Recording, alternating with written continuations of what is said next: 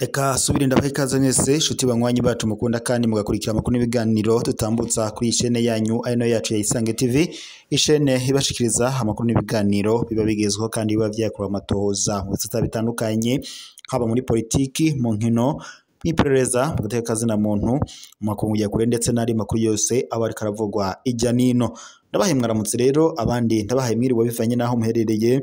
Iri ni iteka n'umunezero ntangere byo gusubira kubana namwe banywanyi bacu mukunda kandi mugakurikira amakuru n'ibiganiro tutambutsa kuri ishene yanyu, amakuru n'ibiganiro biba bigezweho kandi biba vyakorewe amatohoza.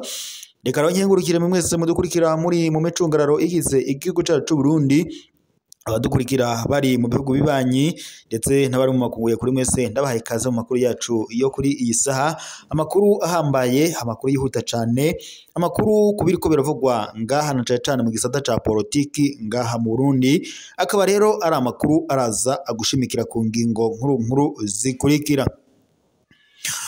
Nyuma yuko mu mwaka w'ibihumbi 2015 hageragejwe gutembagaza uwari umukuru w'igihugu c'u Burundi Petero Nkurunziza, abari bagize uruhara muri ico gikorwa bamwe barafashwe barapfungwa, abandi barahunga batoroka igihugu bajya mu bihugu bibanyi.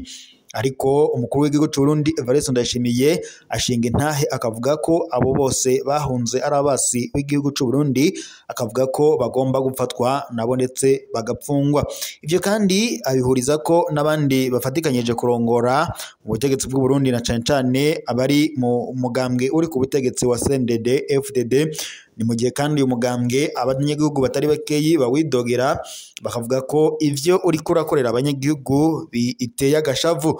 Evariste Ndayishimiye ndetse nabo bafatikanyije kurongora mu Burundi na cane abategetsi bakomakomeye, ariko haragaragara icuka kibi ndetse no kunyinyurana hagati mu butegetsi, aho benshi bifuza ko Evariste Ndayishimiye agomba kubogozwa bivanye nuko bigaragara ko ari we ariko aranyonora amatungo y'igihugu. Mu gihe kandi Evariste Ndayishimiye we avuga ko ngo hari bamwe mu bo bafatikanyije kurongora igihugu ngo bagaragara nkaho ari ba macoco, ngo ari bo bariko baranyonora itunga ry'igihugu. Mu gihe kandi umutamukanyi w'umukuru w'igihugu c'u Burundi Evariste Ndayishimiye ari we Angeline Ndayishimiye yama agaragara yambaye ibintu bizimvye nk'impuzu, amasaha ndetse n'ibikapo bizimvye, abanyagihugu bakidoga bavuga ko ayo mahera akoreshwa yakagombye gufasha mu itunga ry'igihugu.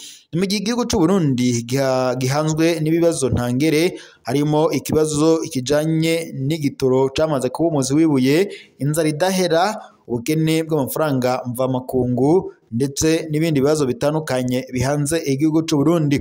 Mu gihe kandi Evariste Ndayishimiye umukuru w'igihugu c'u Burundi kuri uyu munsi we avuga ko igihugu c'u Burundi ngo ocoba ari Edeni ivugwa muri Bibiliya, ibintu avuga ariko bigashavuza cane abanyagihugu bo ngaha mu gihugu cacu c'u Burundi.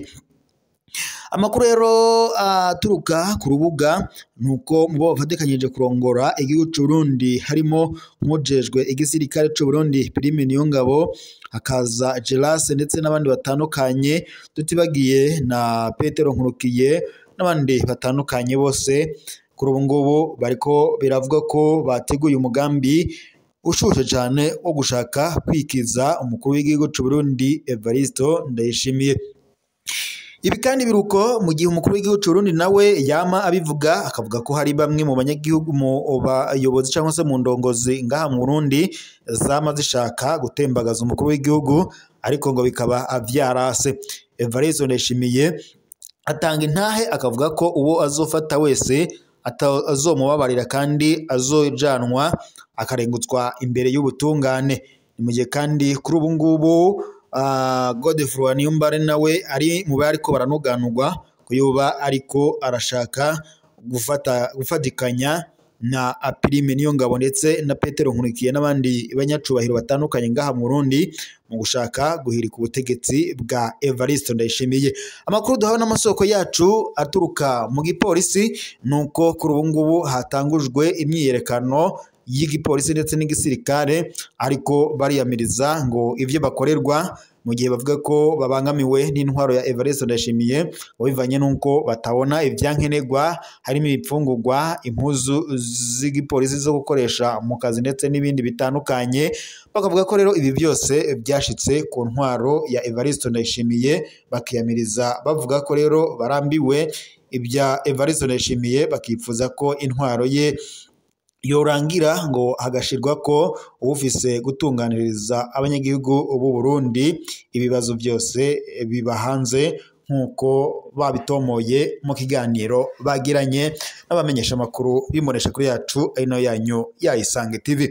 Naho mu yandi makuru ngaha mu Burundi n'ubundi ariho tuyabandanirije, biriko biranuganwa ko amafaranga imiliyoni 908 y'amadolari yavuye mu butare bwashowe mu bihugu by'Abarabu, hariko haribazwa aho yoba yarajanywe. Bujumbura kuwa 25 mukakaro uyu mwaka, hagati y'umwaka wa 2013 ndetse na 2023, Leta zunze ubumwe z'Abarabu Emirates Arabs Unis zaraguze ubutare buciye imiliyaridi 1.3 z'amadolari, ariko kubw'ibiharuro vyegeranijwe ni banki nkuru y'igihugu BRB n'ibiharuro vy'ikigo mpuzamakungu ca ONU kiraba ubudandazwa ca Cotade, imiliyoni zitarenga 430 z'amadolari ngo nizo zashitswe mu kigega c'igihugu c'u Burundi. Amamiliyoni 908 asigaye hariko haribazwa aho yoba yararengeye. Ico gihengeri kandi ngo kidasanzwe mu makori ya leta ngo giteye urwikeko runini mwenyuruzwa ry'ubutunzi bw'igihugu c'u Burundi ndetse n'intwari ibereye. Haraciye imyaka irenga 10 ibihugu vy'Abarabu bikorana cane n'u Burundi mu rudandazwa rw'ubutare, inzahabu, koruta, kasetrite canke akabuyenge biri mu butare bushoka cane i Dubai. Ayo mafaranga yerekana amafaranga mvamakungu Burundi bwategerezwa kwinjiza mu kigega muri uyu mwaka, ariko ayo mafaranga ntarateramwo nta ntererano yayo iboneka mu iterambere ry'igihugu. Ibi ngo niwo mubabaro ugaragazwa n'umwe mu bategetsi yahoze akora mu kigega ca leta y'u Burundi, ubu akaba ari mu buhungiro. Ibiharuro biteye ubwoba dufatiye ku bitigiri bihari. Amafaranga yishuwe n'ubumwe bwa Buraya mu mwaka wa 2013 ndetse gushika mu mwaka wa 2023, imiliyaridi 1.3 z'amadolari y'abanyamerika. Ayinjiye mu kigega ca leta ni imiliyoni 430 z'amadolari y'abanyamerika. Amafaranga ataboneka imiliyoni 908 madolari y'amanyamerika. Ico gihengeri kirateye ubwoba ubwo bahinga mu by'ubutunzi twavuganye kuri iyi munesha kure yacu.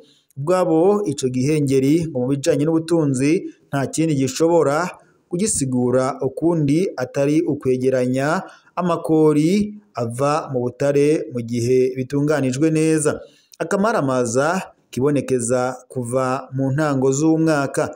Inyuruzwa ry'ayo mafaranga si irya mbere nkuko babivuga. Kuva mu myaka ya mbere hamye ikinogo kinini hagati y'amafaranga amenyeshwa n'ibihugu by'Abarabu ko ariyo yagurishijwe ubutare hamwe ndetse n'ayandikwa ko ari ayinjiye mu Burundi camye ari ikinini cyane. Hagati y'umwaka wa 2013 ndetse na 2015 ibihugu bigize ubumwe bw'Abarabu bwoba bwatanze hafi miliyoni 600 z'amadolari y'abanyamerika ku butare bw'u Burundi, ariko ku ruhande rw'u Burundi imiliyoni 1,760 z'amadolari y'abanyamerika nizo zaharuwe ko zoba zarinjijwe mu kigega ca leta. Ivyo vyerekana kandi uruhombo rudasanzwe rungana n'imiliyoni 598 mu myaka 3 gusa iheze. Ibusuma bweruye niko bibonwa n'umwe mu bahinga mu by'ubutunzi w'umurundi yigenga akorera mu gihugu ca Tanzania. igipfungu mu bikorwa by'inzego giteye amakenga. Hari byinshi byo kwerekana ibiriko bibera ku bahinga mu byo gucukura ubutare, kubura amakanda hagati y'amakori n'uburyo bukoreshwa na leta, abakomisiyoneri mu ishorwa ry'ubutare, ingorane ziri mu nzego z'ubutunzi ndetse na douane, kubura ubugenduzi bw'inama nshingamateka rimwe na rimwe isa n'igikanganyoni. Igipfungu cibonekeza ku ngazi zose kuva ku gutanga impusha zo kwimba ubutare gushika habonetse amafaranga y'agaciro n'urutonde rw'abasuma rwateguwe neza, niko bitomorwa n'uwahoze ari umugenduzi mu kigega ca leta, uruhombo rufise ingaruka zikomeye ku butunzi bw'u Burundi. Ni mu gihe igihugu kiri mu bukene budasanzwe, ayo mafaranga yanyitse yoba yari gushobora gufasha igihugu kubaka amashure, amavuriro, amabarabara, kunagura ibigega muri BRB, bigatuma ndetse ifaranga ry'u Burundi risubirana agaciro, kugabanya amadeni yo hanze y'igihugu, akanaha agahengwe abakene bariko batozwa amakori. Ni amamiliyoni menshi y'amadolari yari gushobora guhindura igihugu. Aho gukora ibyo, tubona ibisata vya leta biriko birasenyagura igihugu, niko bivugwa n'umwe mu bashinga amateka batavuga rumwe n'ubutegetsi atashimye ko umwidondoro wiwe umenyekana. Amashirahamwe yigenga asaba kumenya uko ayo mafaranga yakoreshejwe. Kubera ako kamaramaza, abatari bake basaba umuco. Amashirahamwe menshi, abahinga mu by'ubutunzi hamwe ndetse n'abamenyesha makuru bakora mu gisata cyo gutohoza basaba ishirwaho ry'umugwi w'amatohoza wigenga ku butare, ko Uburundi bwo kwinjira mu ishirahamwe rijejwe umuco mu mahinguriro y'imba ubutare ITIE yazibiwe kuva mwaka wa 2015, kwerekana kandi buri mwaka ko buryo butomoye amafaranga yavuye mu butare nuko yakoreshejwe. Si ikibazo c'ibiharuro gusa, ni ikibazo c'agateka k'igihugu. Abarundi barafise uburenganzira bwo kumenya ukuri,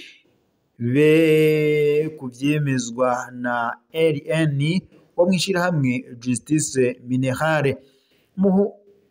Uguhemukira igihugu mu gihugu aho abatari bake mu banyagihugu batunzwe n'amafaranga ari munsi y'idolari rimwe ku munsi, aho amazi meza, indero no kwivuza bitagihari, kuba kandi umuriyaridi w'amadolari y'amanyamerika anyika, ni nko guhemukira igihugu. Iyo ubwo butunzi buba bwarakoreshejwe neza, ngo nta mwana n'umwe aba acicwa no kubura imiti canke ibipfungurwa, niko byashikirijwe n'umwe mu bavyeyi twasanze ku bitaro vyo mu Kayanza mu buraruko bw'igihugu cacu c'u Burundi. Ubwo abanyagihugu benshi ngo iryo bara ntirikora ku butunzi gusa, ryerekana ahubwo ukuntu leta yananiwe gucungera uburyo bwayo ndetse n'abanyagihugu bayo, nk'uko abanyagihugu babigaragaza mu mwiheburo wabo.